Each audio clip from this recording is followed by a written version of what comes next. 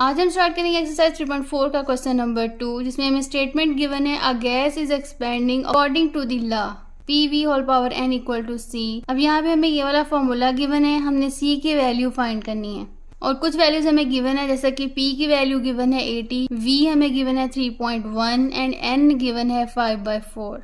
अब इन वैल्यूज को यूज करके C फाइंड करेंगे।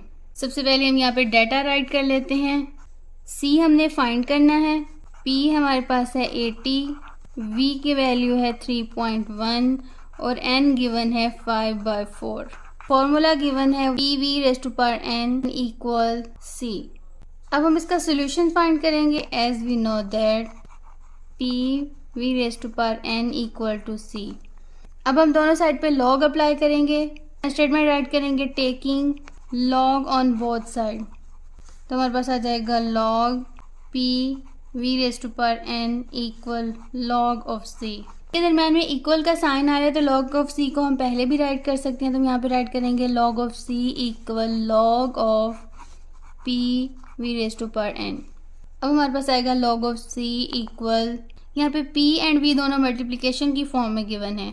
तो हम प्रीवियस लेक्चर में भी पढ़ चुके हैं कि कोई दो नंबर जब मल्टीप्लाई हो रहे हो, उन पर लॉग अप्लाई हो रहा हो, तो हम इसे राइट कर सकते हैं log of M plus log of n। उन दोनों नंबर पे सेपरेट लॉग अप्लाई कर देंगे और दरम्यान में प्लस का साइन लगा देंगे। हमारे पास आ जाएगा log P plus log V⁻n। ये किसी भी एक्सपोनेंशियल पर लॉग अप्लाई है तो उसका एक्सपोनेंट जो होता है वो लॉग से पहले आ जाता है। तो हम यहाँ पे राइट करेंगे log C equal log of P plus n log V।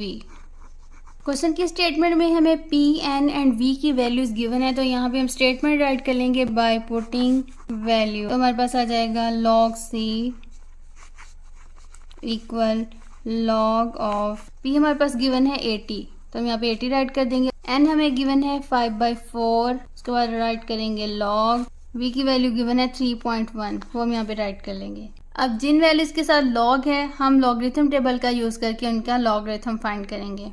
Right करेंगे लॉग C इक्वल, अब हमने 80 का लॉग फाइंड करना है। हमें मालूम है किसी भी नंबर का लॉग फाइंड करने के लिए पहले हम कैरेक्टरिस्टिक फाइंड करते हैं और उसके बाद मैंटीसा।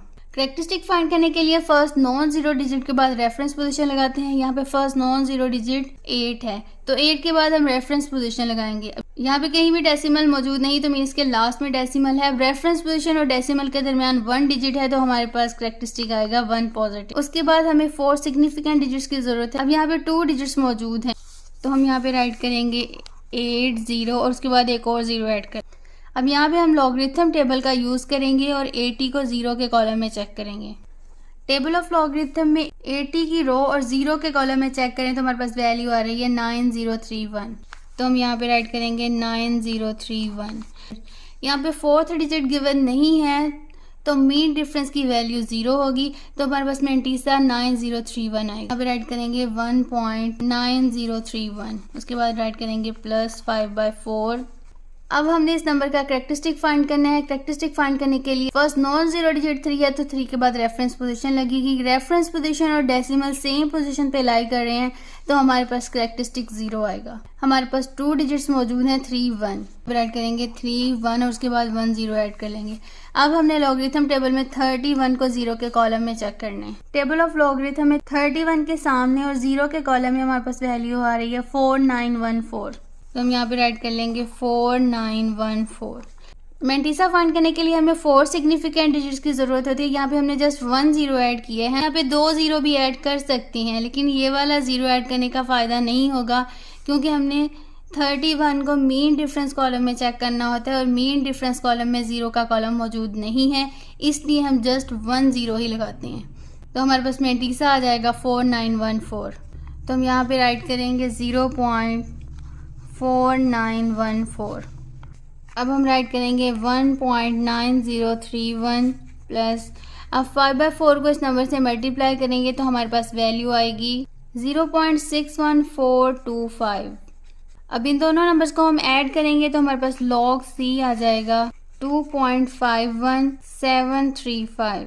डेसिमल के बाद 4 डिजिट्स ही हम राइट करते हैं, तो यहाँ पे हम राइट करेंगे 2.517। अब 3 के आगे जो डिजिट है 5 है, तो हम 3 को राउंड ऑफ करके 4 राइट कर देंगे तो हमारे पास log c की वैल्यू आ जाएगी 2.5174। अब हमने c की वैल्यू फाइंड करनी है, तो इस log को रिमूव करने के लिए हम दोनों साइड पे एंटी लॉग अप्लाई करेंगे। तो यहाँ पे हम स्टेटमेंट राइट करेंगे taking anti log on both side. तो हमारे पास आ जाएगा anti log log c equal anti log 2.5174। अब ये एंटी लॉग इस लॉग से कैंसिल हो जाएगा तो हमारे पास c आ जाएगा एंटी लॉग 2.5174। अब हमने इस नंबर का एंटी लॉग फाइंड करना है। यहाँ पे इंटीग्रल पार्ट 2 है जिसे हम कैरेक्टरिस्टिक कहते हैं और डेसिमल 0.5174 है जिसे हम मैंटीसा कहते हैं। अब हम इस डेसिमल पार्ट को एंटी लॉगरिथम टेबल में चेक करेंगे और c की वैल्यू फाइंड करेंगे। उसके बाद इंटीग्रल पार्ट ये जो कैरेक्टरिस्टिक है इसको यूज करके हम डेसिमल को एडजस्ट करेंगे। पहले हम 0.5174 इस मैंटीसा को एंटी लॉगरिथम टेबल में चेक करेंगे। तो हम यहाँ पे राइट कर लेंगे 0.5174। अब हमने यहाँ पे एंटी लॉगरिथम टेबल का यूज़ करना है। यहाँ पे हमने 0.51 को 7 के कॉलम में चेक करना है और उसके बाद इसी 0.51 को 4 मीन डिफरेंस कॉलम में चेक करेंगे। टेबल ऑफ एंटी लॉगरिथम में 0.51 के सामने और 7 के कॉलम में हमारे पास वैल्यू आ रही है 3289। तो हम यहाँ पे राइट कर लेंगे 3289। अब हमने 0.51 को 4 मीन डिफरेंस कॉलम में चेक करना है। टेबल ऑफ एंटी लॉगरिथम में अब हम मीन डिफरेंस कॉलम में चेक करेंगे 0.51 के बिल्कुल सामने और 4 के कॉलम में हमारे पास वैल्यू आ रही है 3। इस 3 को हम 3289 में ऐड कर देंगे तो हमारे पास वैल्यू आ जाएगी 3292। ये है हमारे पास c की वैल्यू। तो हमारे पास c आ जाएगा 3292। अब हमने इस कैरेक्टरिस्टिक को यूज़ करके यहाँ पे डेसिमल को एडजस्ट करना है। जैसे कि प्रीवियस लेक्चर में हम पढ़ चुके हैं कि फर्स्ट नॉन जीरो डिजिट के बाद रेफरेंस पोजीशन लगाते हैं, तो यहाँ 3 के बाद रेफरेंस पोजीशन लगाएंगे। यहाँ पे कैरेक्टरिस्टिक पॉजिटिव है तो रेफरेंस पोजीशन की राइट साइड पे डेसिमल एग्जिस्ट करेगा। रेफरेंस पोजीशन और डेसिमल के दरमियान 2 डिजिट्स मौजूद होने चाहिए, तो यहाँ हम 9 के बाद डेसिमल लगाएंगे। देखें तो रेफरेंस पोजीशन और डेसिमल के दरमियान 2 डिजिट्स मौजूद हैं 1 और 2। फाइनल जो c की वैल्यू होगी वो हमारे पास होगी 329.2।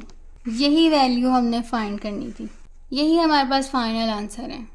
इंशाल्लाह नेक्स्ट लेक्चर में हम एक्सरसाइज 3.4 के क्वेश्चन नंबर 3 को सॉल्व करेंगे। अगर आप मैथ से रिलेटेड ऐसी मजीद वीडियोस को देखना चाहते हैं तो मेरे चैनल को लाइक करें, सब्सक्राइब करें और शेयर करें और बेल आइकन को प्रेस करें ताकि मजीद आने वाली वीडियोस का नोटिफिकेशन आपको मिलता रहे। इंशाल्लाह मिलते हैं नेक्स्ट वीडियो में, तब तक के लिए अल्लाह हाफिज़।